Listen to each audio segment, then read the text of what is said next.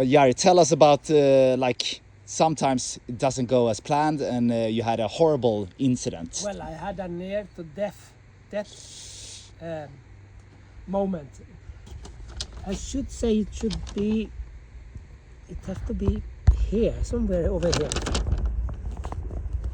Difficult to see on the map, but somewhere over here. I was swimming along the coast, and every night I camp. I watch at the wind forecast, and it's 5 meters northerly wind. Northerly, it should be like this. North is there. So I thought this was some cliffs, rock or cape protecting me. I thought it is like the other night. I will put my tent here, but still very close to the sea. But it worked the other nights in the same forecast. I put my tent on the beach. 10:30, I flow out from my mattress in the sleeping bag. My bags flow over me. I was dragged out into the sea. I already heard some movement of the stones, but I didn't really react because it's always noisy if there's some waves. No civilization, you're nothing. I was enclosed on cliffs, you know, it's so small beach. So I was dragged out in the sea, in the tent. And of course, when I opened the zipper, I found the zipper because I put it up. For some reason, I decided to have the zipper up, not down on the floor. So I could open it, escape, and there was like a big white wall. The waves were so big. Oh my God, I closed the zipper because I need to, if I get the water inside, I cannot move the tent. So I was calculating 1, 2, 3, 4, 5. Okay, 5 seconds. Pum, pum, one bag out. Close the zipper and the tent goes like this, you know. And then it's completely dark. Yeah, it's completely dark because it's not like Sweden. Yeah. So I got out my bags. I left the sleeping bag and my mattress inside, and the sleeping bag was soaked. So the beach was really, really short, and I could move with 5 meters, but then the surface was like this with the rocks. So I have to do something. So I dragged my tent up there, put my bags inside, and then I was in panic. So I started to build a wall with fucking big stones outside my tent. But you couldn't escape any further, so you were stuck. In the dark, I could not escape anywhere because I didn't know where to go. There was a ravine. That's another story. So I started to build a wall. How can I protect myself? Yeah. I don't know if it was high tide or low tide, but I made a wall, and I went in the bed, in the tent, and put my SUBTECH bag. Look, show the bag.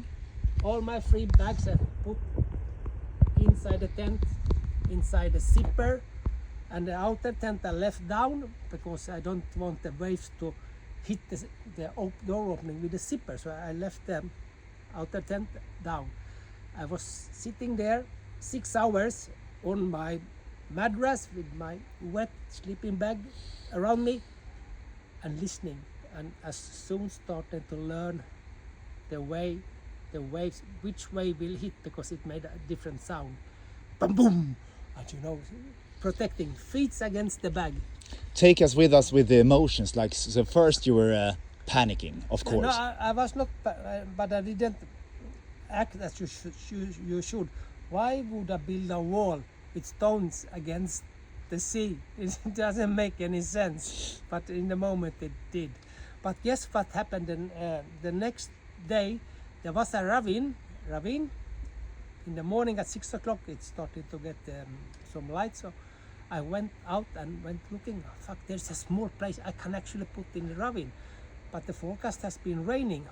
You can't sleep in a ravine. If the rain comes from the mountain, you will be flushed away. But there was a small space. So I moved my stuff up, put the tent up, and I made coffee. Guess what happened? I started to cry. I heard about this post-trauma, you know, people. Yeah. And I said, that is for sissies. And there was I, crying. How that must be nice to get it out. Yeah, I was... I was showing finger because I was a happy camper. But oh my God. No, but and otherwise, if you're on an adventure, you're more than one. You can talk about it, you can discuss it, but you're left alone. When you're alone. So I have many moments in my life near to death. But when you are alone, and mostly in the tent, because that is, wow.